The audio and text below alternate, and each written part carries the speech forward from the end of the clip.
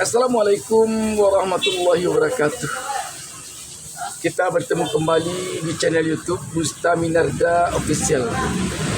Sahabat BN, apa yang dilakukan oleh Kepala Kantor Komunikasi Kepresidenan Hasan Nasbi ketika dia menanggapi adanya kiriman kepala babi dan tikus ke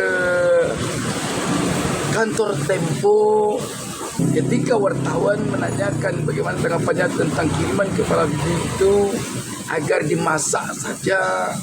Ini benar-benar menghancur luluhkan kredibilitas dari istana. Kiriman kepala babi ini dinilai, terus apa yang terjadi pas dikirim itu, apa yang terjadi? Ini semacam ancaman kepada para pers, kebebasan pers, Pak. Udah dimasak aja. Kalau kepala babi udah dimasak aja.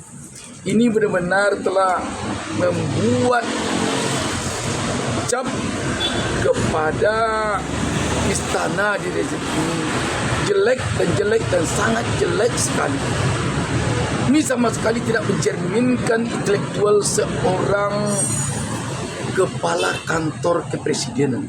Ini tidak mencerminkan komunikasi yang komunikatif dari seorang humas, dari seorang PR, apalagi ini humasnya atau PR-nya kantor presiden. Presiden ini pucuk pimpinan tertinggi pemerintahan Republik ini. Bayangkan kalau komunikasinya seperti ini. Ini benar-benar kelasnya di bawah kelas humasnya RT RW. Benar-benar ini di tingkat RT dan RW pun kalau ada kejadian seperti ini, kalau kita bertanya kepada perangkat RT dan RW, kita yakin jawabannya tidak akan seperti ini. Kalaupun tidak bisa dia menjawab, paling-paling tidak dijawab dan diam saja dia. Saya no comment. Ini benar-benar mencerminkan betapa komunikasi di rezim sekarang ini buruk. Sahabat BN, kalaulah komunikasi seperti ini dipertahankan oleh rezim sekarang, waduh, kita yakin yang terjadi ke depannya nanti akan semakin buruk, Kita melihat humasnya pemerintahan sekarang ini benar-benar tidak memahami apa tupoksi dari humas, apa tupoksi dari kantor komunikasi kepresidenan, apa tupoksi dari PR, public relation di era keterbukaan, di era globalisasi informasi sekarang ini. Betapa ini memalukannya ketika jawaban dari Hasan Nasbi ini ditonton oleh negara lain. Memalukan sekali dan sangat memalukan. Bayangkan begini dia bicara menanggapi sesuatu yang terjadi kepada sebuah institusi pers.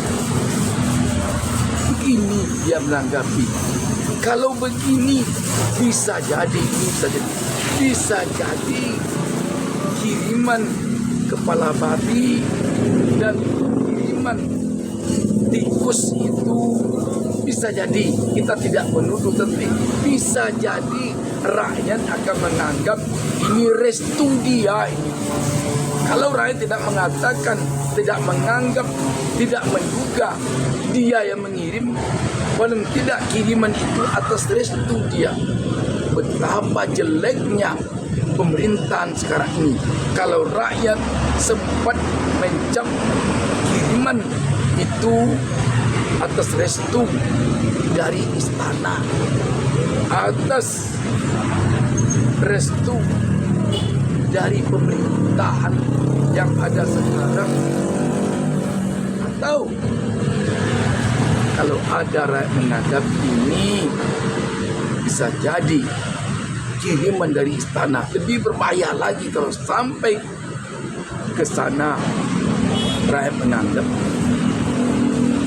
Karena itu sahabat BN, di negara manapun juga, di lembaga apapun juga, baik pemerintahan maupun swasta, baik negara besar maupun negara kecil, baik di tingkat pusat maupun tingkat daerah, orang-orang yang akan duduk di humas, di lembaga komunikasi, di PR, betul-betul orang yang punya ini, yang punya pengalaman di dunia komunikasi, yang punya pengalaman di dunia humas. Sebab humas perannya di era sekarang ini berbeda perannya ketika di era Orde Baru. Humas di era Orde Baru ketika negara ini berada di era otoriter, kerjanya membungkam informasi. Tetapi humas di era demokrasi seperti sekarang, kerjanya mengendalikan informasi, mengemas informasi. Sekarang tidak bisa lagi informasi dibungkam dengan cara menggertak-gertak, dengan cara arogan, dengan cara menyombong-sombongkan diri, dengan cara membusung-busungkan dada karena kita merasa seorang pejabat, rakyat akan takut. Tidak, rakyat sama sekali tidak takut dengan pejabat. Rakyat sama sekali tidak takut dengan rezim. Sebab rakyat di era sekarang telah menyadari bahwa para pejabat itu mereka yang menggaji. Sedangkan rakyat sama sekali tidak digaji oleh pejabat. Rakyat yang menggaji kalian itu rakyat. Hasan Nasbi, gajimu itu dari kami, kata rakyat. Untuk apa kalian menyombongkan diri? Untuk apa Anda berkata kasar, Hasan Nasbi? Begitu kata rakyat. Ngapain Anda bicara-bicara seperti itu? Anda itu kami yang menggaji dari uang kami, dari APBN, dari APBD, kalian para pejabat di negara ini. Gaji kalian diambilkan. Itu kata rakyat. Kalian itu bukan penguasa pada hakikatnya, tetapi pelayan rakyat. Abdi negara, abdi masyarakat. Kalian tahu arti abdi? Sahabat pengen, benar-benar ini tidak bersahabat. Dan juga ini tentu saja akan memunculkan ingatan rakyat, ingatan publik kepada ucapan Presiden Prabowo ketika menanggapi sikap koreksi atau kritis yang mengatakan kabinet sekarang ini terlalu gemuk. Jawaban Presiden Prabowo ketika memberikan sambutan pada acara hari ulang tahun Gerindra ke-17 dengan mengatakan endasmu. Ada orang-orang pinter. Kabinet ini kabinet gemuk. Terlalu besar.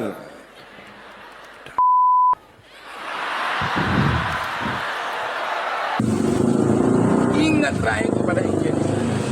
Berarti rakyat bisa jadi mengatakan ini berarti Hasan Nasbi ini meniru gaya bosnya yang menjawab atau menanggapi kritikan rakyat dengan kata-kata yang tidak bersahabat. Makanya Hasan Nasbi juga bicaranya tidak bersahabat. Maka tepat seperti kata pepatah, kalau guru kencing berdiri, muridnya bisa kencing berlari. Sahabat BN, Sehubungan dengan ini tentu kita mengatakan kepada para pejabat, terutama kepada Hasan Nasbi, Kepala Kantor Komunikasi Kepresidenan, bahwa Anda sekarang ini berada di negara demokrasi. Anda tidak pada tempatnya arogan. Nah, Anda ada jabatan. Sebab jabatan Anda itu bukan gratis, tetapi dibayar oleh rakyat. Dibayar oleh rakyat. Anda digaji oleh rakyat. Anda makan gaji kepada rakyat. Itu apa Anda arogan? Berkata kasar seperti itu. Anda harus tahu bahwa pers itu bukan bawahan Anda. Walaupun Anda pejabat, pers itu mitra sejajar Anda. Saya mengatakan ini, saya paling tidak menjadi wartawan sudah 40 tahun sampai sekarang, sekitar 40 tahun atau lebih kurang 40 tahun. Dan saya juga pernah di humas pemerintah sampai menjadi pejabat kecil-kecilan di humas, memimpin lembaga humas yang rendah. Jadi humas itu tugasnya mendekatkan, merekatkan lembaganya, pimpinannya dengan masyarakat, bukan menjauhkan. Kalau gaya Nasbi ini gaya menjauhkan. Dia harus mampu berdiskusi, berdebat dengan atasannya, tidak penjilat. Humas kalau penjilat kacau. Kacau kalau humas penjilat. Kacau. Humas itu harus mampu berdebat dengan atasan. Contoh, kalau atasannya mengatakan endasmu ketika menanggapi suatu kritikan, dia harus bisa mengatakan kepada atasannya, Pak, kata-kata itu kurang pantas Bapak katakan kepada pengkritik, Pak. Sebab kalau itu Bapak katakan kepada pengkritik, Bapak nanti bisa dicap, atau pemerintah kita bisa dicap ini. Opini nanti akan sulit dikendalikan untuk bergumpal ke arah ini. Kamu jangan ngajari saya. Kamu mau dipecat ke mana? Kalau begitu kata pimpinan, saya menyampaikan ini karena tugas saya adalah pengendali opini, Pak. Tugas saya adalah merekat, membangun citra baik lembaga kita, Pak. Kamu tak usah ngajari saya kalau begitu saja. Sekarang saya siap diberhentikan, Pak. Kalau Bapak ingin saya berhenti, harus bisa begitu humas. Mengapa saya kata demikian? Saya pernah mengatakan itu kepada pimpinan saya.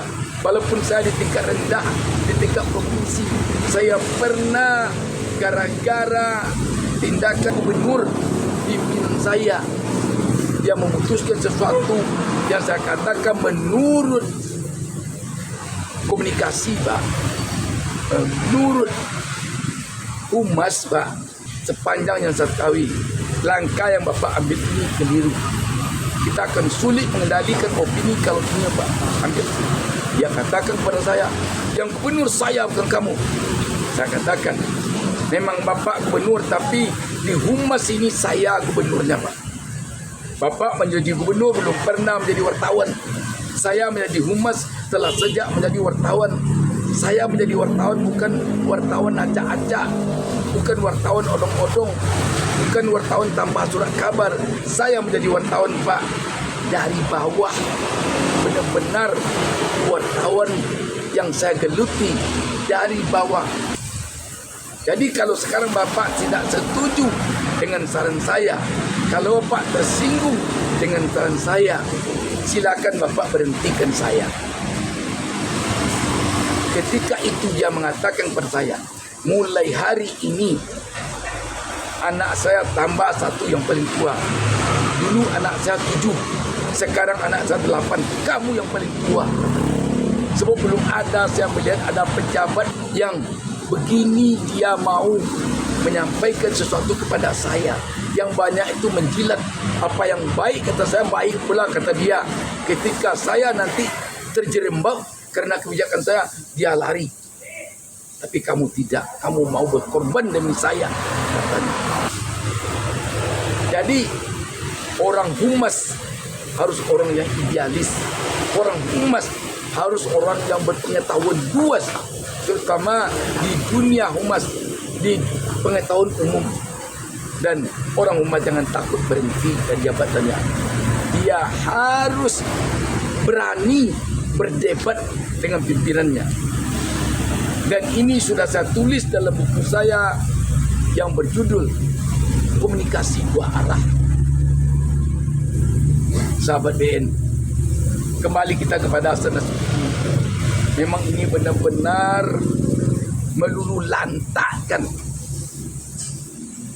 opini publik terhadap istana sekarang ini. Buktinya sampai mantan Menteri Perikanan dan Kelautan Susi Pujastuti meminta kepada Letkol Dedi Seskap untuk menyarankan kepada Presiden agar memecat Hasan Nasution. Bukan main. Susi Pujastuti ini bicara begini karena dia sayang kepada istana, karena dia sayang kepada rezim sekarang ini. Sebab di negara demokrasi seperti sekarang ini, Indonesia ini, tidak akan bisa arogansi seperti ini dipertahankan, tidak akan bisa. Ini bukan negara otoriter, ini negara demokrasi. Sampai kapanpun kalau ada rezim yang mencoba-coba di negara ini ingin mengembalikan negara ini kepada negara otoriter seperti di era Orde Baru, akan dilawan oleh rakyat. Apa dilawan oleh rakyat? Semoga apa yang terjadi ini bisa menjadi yang terakhir di rezim ini. Demikian sahabat BN, wassalamualaikum warahmatullahi wabarakatuh.